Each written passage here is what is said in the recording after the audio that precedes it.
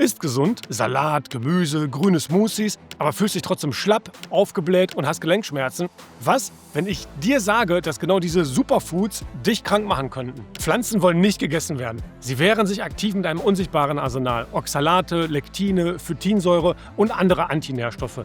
Der größte Fehler, den die meisten Menschen machen, ist es, blind an die offizielle Ernährungspyramide bzw. den neuen Ernährungskreis der DGE zu glauben. Ich zeige dir heute, wie du herausfindest, ob die Antinährstoffe in Pflanzen dein Problem sind und wie du sie mit simplen Tricks entschärfst. Bleib dran, denn am Ende verrate ich dir einen Fehler, den 99% von uns dabei machen.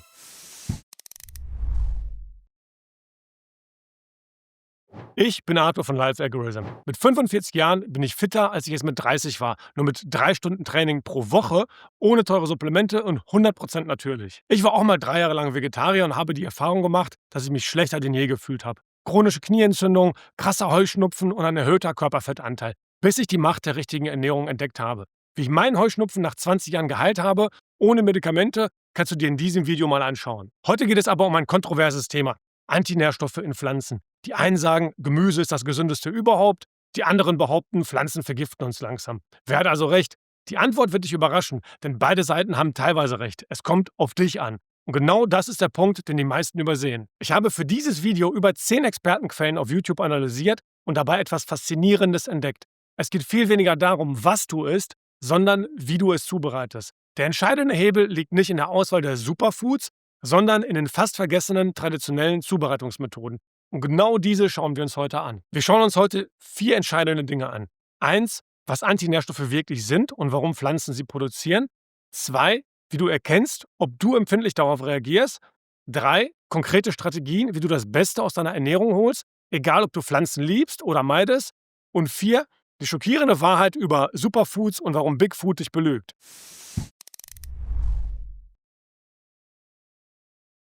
Lass mich dir eine unbequeme Wahrheit erzählen. Pflanzen wollen nicht, dass ihre überlebenswichtigen Teile wie Blätter, Wurzeln und Stängel gefressen werden. Deshalb sind sie voll mit chemischen Abwehrstoffen, den sogenannten Antinährstoffen. Die einzige Ausnahme ist die Frucht. Sie ist das leckere Lockangebot, damit Tiere ihre Samen verbreiten. Aber selbst hier gibt es einen Trick. Der Samen im Inneren ist oft stark geschützt, damit er nicht mitverdaut wird. Eine umfassende Übersichtsarbeit im Fachjournal Nutrients hat im Jahr 2020 bestätigt, was Biologen schon lange wissen. Nahezu alle Pflanzen enthalten Antinährstoffe.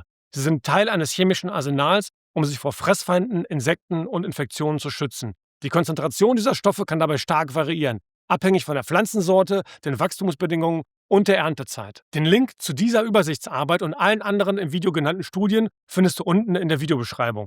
Hier sind die häufigsten Antinährstoffe und ihre Wirkungen. 1. Oxalate. Hauptsächlich in Spinat, Mangold, Rhabarber und Mandeln. Oxalate können zu Nierensteinen führen und sie binden wichtige Mineralien wie Calcium. 2. Lektine. Sind konzentriert in Bohnen, Getreide, Tomaten und Kartoffeln. Lektine können die Darmwand schädigen und zum sogenannten Leaky Gut führen. 3. Phytinsäure. In Nüssen, Samen, Vollkorn und Hülsenfrüchten. Phytinsäure bindet Mineralien wie zum Beispiel Eisen, Zink und Magnesium. 4. Goitrogene. In Brokkoli, Kohl und Blumenkohl. Goitrogene können die Schilddrüsenfunktion beeinträchtigen. 5. Saponine. In Quinoa und Hülsenfrüchten. Saponine können die Darmschleimhaut reizen. 6. Tannine. In Tee, Kaffee und Wein. Tannine hemmen die Proteinverdauung. Hier meine persönliche Erfahrung. Ich war 3 Jahre lang Vegetarier. In dieser Zeit dachte ich, ich ernähre mich super gesund. Viel Gemüse, Hülsenfrüchte, Vollkornprodukte, Nüsse und so weiter. Aber statt gesünder zu werden, entwickelte ich eine chronische Knieentzündung, mein Heuschnupfen wurde schlimmer, ich fühlte mich ständig müde, war dicker als sonst und aufgebläht. Der Wendepunkt kam mit einer radikalen Ernährungsumstellung. Ich reduzierte pflanzliche Lebensmittel drastisch und fokussierte mich auf tierische Produkte mit moderaten Mengen gut zubereiteter Pflanzen. Praktisch Low Carb, fast Keto. Das Ergebnis? Meine Knieentzündung verschwand komplett, mein Heuschnupfen ist heute fast weg und mein Körperfettanteil ist unter 12%. Niedriger als jemals zuvor in meinem Leben. Paracelsus hatte schon vor 500 Jahren recht. Die Dosis macht das Gift. Aber es geht noch tiefer. Celica Norton, Autorin von Gefährliche Superfoods, erklärt, Plants exist on a toxicity spectrum. Einfach gesagt, Pflanzen bewegen sich auf einer Skala von fast harmlos bis ziemlich aggressiv. Eine Gurke ist am unteren Ende, eine rohe Kidneybohne am oberen. Die meisten Pflanzen liegen irgendwo dazwischen. Was bedeutet das konkret? Antinährstoffe sind nicht per se böse. Für manche Menschen wirken sie sogar positiv durch einen Prozess namens Hormesis, wie ein Training für deine Zellen. Aber hier kommt der Knackpunkt. Deine individuelle Toleranz entscheidet alles. Menschen mit folgenden Problemen reagieren oft empfindlicher auf pflanzliche Antinährstoffe. 1. Autoimmunerkrankungen, Hashimoto, Rheuma, MS etc. 2. Reizdarm- oder Leaky-Gut-Syndrom. 3. Chronische Entzündungen. 4. Mineralstoffmangel, besonders bei Eisen, Zink und Magnesium. 5. Bei einer gestörten Darmflora. Und 6. Bei chronischem Stress. Hier kommt der praktische Test. Woher weißt du, ob du betroffen bist? Hier ein einfaches System, das du sofort anwenden kannst. Der 7-Tage-Symptomcheck. 1.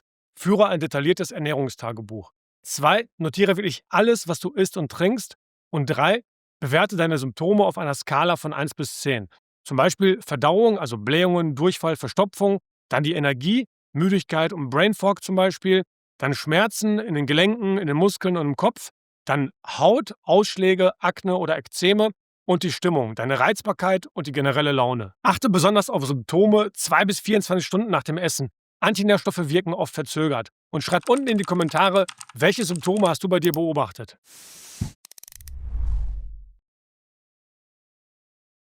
Kommen wir zu einer Lösung. Zubereitung ist alles. Unsere Vorfahren wussten schon, wie man Antinährstoffe entschärft. Sie hatten keine Wissenschaft, aber Jahrtausende Erfahrung. Traditionelle Zubereitungsmethoden sind der Schlüssel. 1. Kochen. Zerstört hitzeempfindliche Lektine zu 95%. Deshalb sind rohe Bohnen giftig und gekochte aber nahrhaft. 15 Minuten bei 100 Grad reichen meist aus. 2. Einweichen. Reduziert Phytinsäure um bis zu 80%. Nüsse und Hülsenfrüchte über Nacht einfach in Salzwasser einweichen. Das Einweichwasser dann wegschütten, da es die gelösten Antinährstoffe enthält. 3. Fermentieren. Lass nützliche Bakterien die Arbeit für dich machen. Sauerkraut statt rohen Kohl ist das beste Beispiel. Leichter verdaulich und ein Segen für den Darm.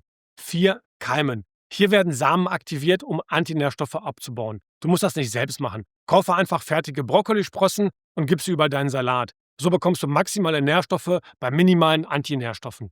5. Schälen. Simpel, aber effektiv. Viele Antinährstoffe sitzen in der Schale. Bei Gurken oder Tomaten kann das Schälen einen riesigen Unterschied machen. Bei Mandeln kennst du das als blanchierte Mandeln. Genau diese einfachen Methoden machen den Unterschied und sorgen dafür, dass deine gesunde Ernährung auch wirklich bei dir ankommt.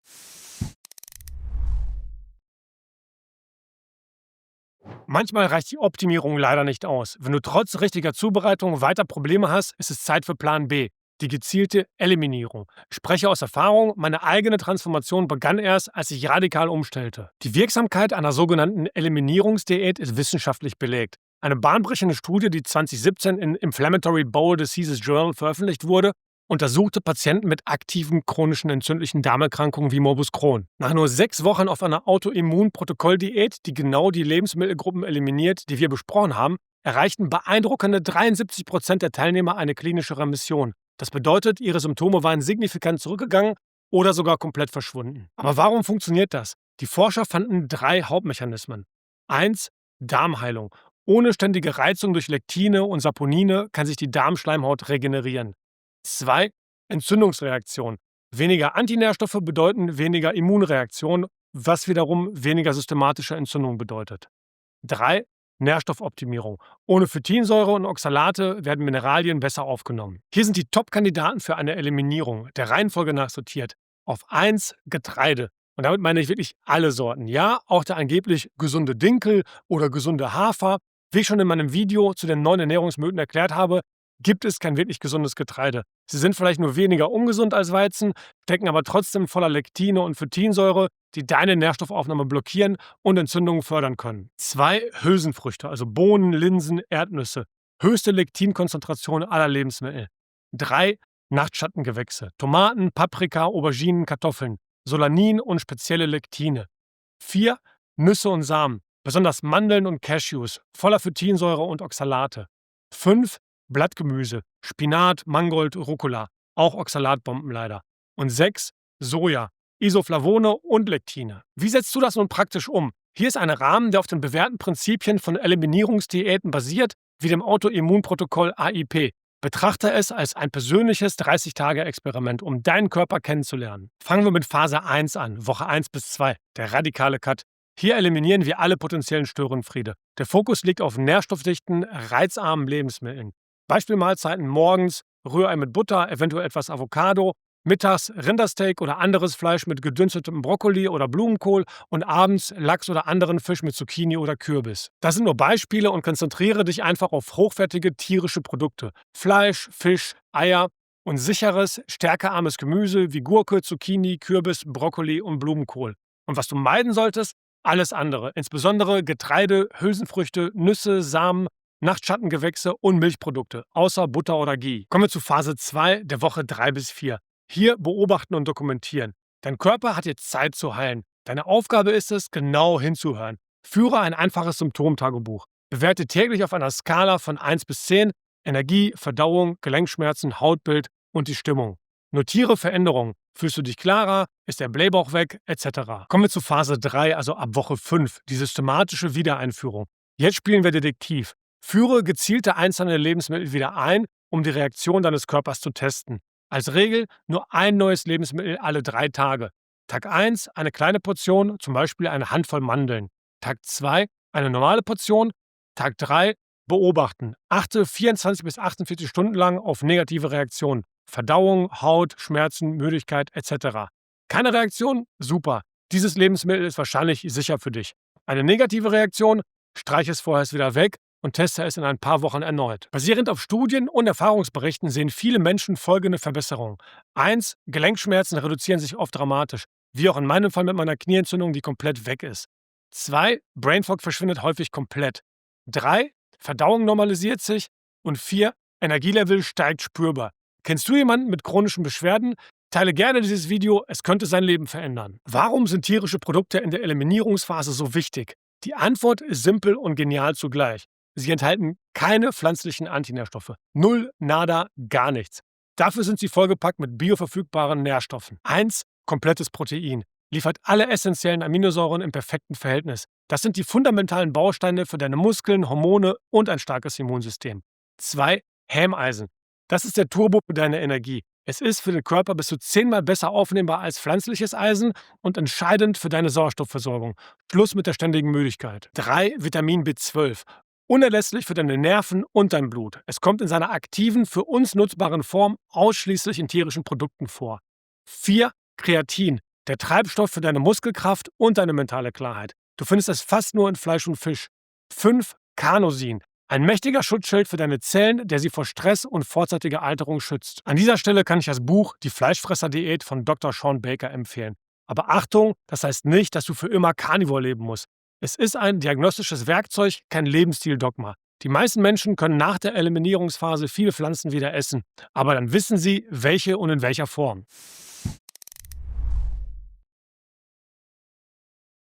Aber für wen ist es wirklich gesund? Folge dem Geld und du findest die Wahrheit. Joe Rogan sagte mal in seinem Podcast, es ist verrückt, wie viele Menschen sich gesund ernähren und trotzdem krank sind. Vielleicht stimmt etwas mit unserer Definition von gesund nicht. Und da hat er verdammt recht. Schauen wir uns mal Spinat an, das Aushängeschild der Gesundheitsindustrie. Hier sind die Fakten, die dich schockieren werden. Eine 100 Gramm Portion roher Spinat, also eine typische Schüssel voll, enthält fast 1000 Milligramm Oxalate. Zum Vergleich, die empfohlene Tagesobergrenze für empfindliche Menschen liegt bei unter 50 Milligramm.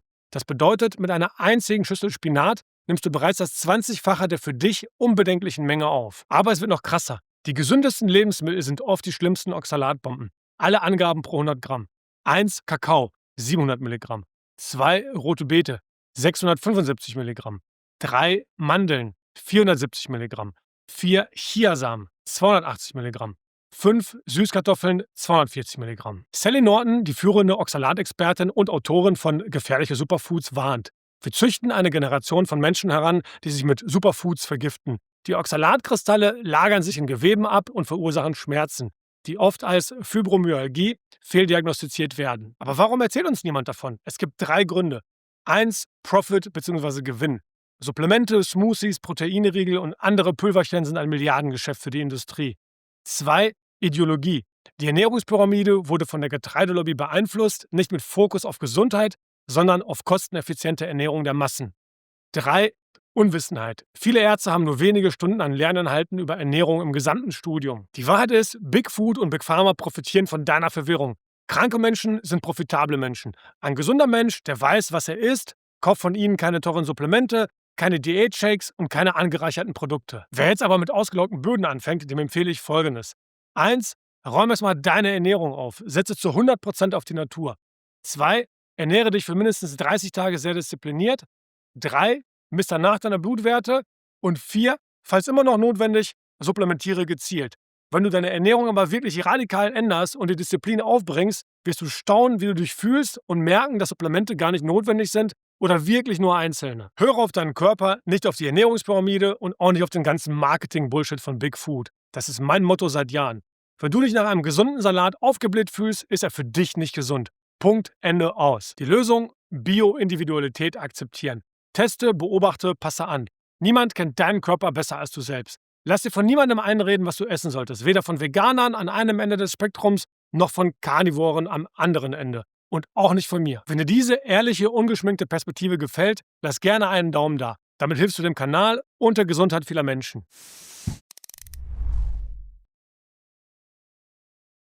Und hier der Plot-Twist. Für viele Menschen sind Antinährstoffe tatsächlich gesund. Wie kann das sein? Das Zauberwort heißt Hormesis, die positive Reaktion auf milden Stress.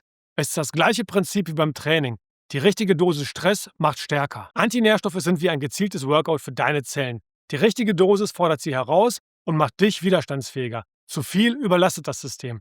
Du nutzt also die Abwehrstoffe der Pflanzen, um deine eigene zelluläre Verteidigung zu trainieren. Diesen genialen Biohack nennt die Wissenschaft Xenohormesis. Kleine Mengen von Antinährstoffen können 1. Deine zelluläre Abwehr stärken, 2. Die Produktion von Antioxidantien ankurbeln, 3. Deine Stressresistenz erhöhen, 4. Die Autophagie fördern, also die zelluläre Müllabfuhr, und 5. Die Mitochondrien stärken. Eine fundierte Übersichtsarbeit aus dem Jahr 2019 im Journal Trends in Endocrinology and Metabolism fasst zahlreiche Studien zusammen und zeigt, moderate Dosen pflanzlicher Verbindungen aktivieren genau diese Schutzmechanismen und können die Lebensspanne verlängern, in Modellorganismen um bis zu 30%. Wie findest du jetzt deine optimale Dosis? Hier ist eine bewährte Faustregel, die 80-20-Regel für Hormesis. 1. Vielfalt statt Masse. Nicht jeden Tag Spinat, sondern rotieren. Montag Spinat, Dienstag Grünkohl, Mittwoch Brokkoli. 2. Saisonalität und Regionalität. Iss, was gerade dort wächst, wo du lebst. Die Natur weiß genau, was sie tut. 3. Kombination. 80% gekocht oder fermentiert, 20% roh für den Hormesis-Effekt. 4. Qualität. Bio hat oft weniger aggressive Abwehrstoffe, wegen der niedrigeren Pestizidbelastung. 5. Timing. Rohe Pflanzen mittags, wenn die Verdauung am stärksten ist. Für die praktische Anwendung hier ein beispielhaftes Hormesis-Protokoll. Morgens keine rohen Pflanzen, da die Verdauung noch schwach ist. Mittags kleiner Rohkostanteil zum gekochten Essen und abends nur gekochte oder fermentierte Pflanzen. Nach meiner Transformation habe ich meinen Sweet Spot gefunden. 80% tierische Produkte und gut zubereitete Pflanzen. 20% strategisch eingesetzte rohe Pflanzen für den Hormesis-Effekt. Das gibt mir stabile Energie den ganzen Tag, keine Verdauungsprobleme und eine optimale Nährstoffversorgung. Details zu meiner einfachen, aber effektiven Ernährungsstrategie erkläre ich auch im Video Supermarkt Guide für Low Carb oder im Video Sixpack Ernährung, in dem ich auch konkrete Mahlzeiten von mir vorstelle.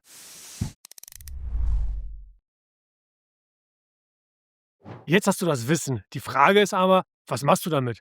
Ich gebe dir 2 Wege, je nach deiner Situation. Weg 1, die Optimierungsstrategie für Menschen ohne große Beschwerden. 1, Fokus auf die richtige Zubereitung. 2, Vielfalt und Rotation. 3, moderate Mengen. Und 4, beobachten und anpassen. Und hier der Weg 2, die Eliminierungsstrategie bei chronischen Problemen. 1, der 30-Tage-Reset. 2, systematische Wiedereinführung. 3, persönliche Trigger identifizieren. Und 4, langfristige Strategie entwickeln. Hier ist dein 7-Schritte-Aktionsplan. 1, in der ersten Woche ein Ernährungstagebuch starten und die Symptome aufschreiben. 2, in der zweiten Woche erste Anpassungen machen. Einweichen, kochen, fermentieren.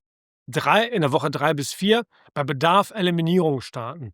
4, Woche 5 bis 8 durchhalten und beobachten. 5, Woche 9 bis 12 systematische Wiedereinführung. 6, Woche 13 bis 16 persönliche Ernährungsstrategie entwickeln. Und 7, ab Woche 17 Feintuning und Langzeitoptimierung. Und hier noch die häufigsten Fehler, die oft gemacht werden. 1, zu schnell aufgeben. Gib deinem Körper mindestens 30 Tage. 2, alles auf einmal ändern. Schritt für Schritt ist auf jeden Fall nachhaltiger und einfacher. 3, dogmatisch werden. Bleib flexibel und höre auf deinen Körper. 4, soziale Isolation. Erkläre deinem Umfeld, was du tust. 5, Perfektionismus. 80% Umsetzung bringen 95% der Ergebnisse. Dann noch etwas zur Erfolgsmessung. Woran erkennst du, dass es wirklich funktioniert? 1, die Energie steigt spürbar. 2, Verdauung normalisiert sich. 3, Schmerzen und Entzündungen gehen zurück. 4, Hautbild verbessert sich. 5, mentale Klarheit nimmt zu. Und 6, das Gewicht reguliert sich. Welchen Weg wirst du wählen? Schreib es gerne unten in die Kommentare. Ich bin gespannt auf deine Entscheidung.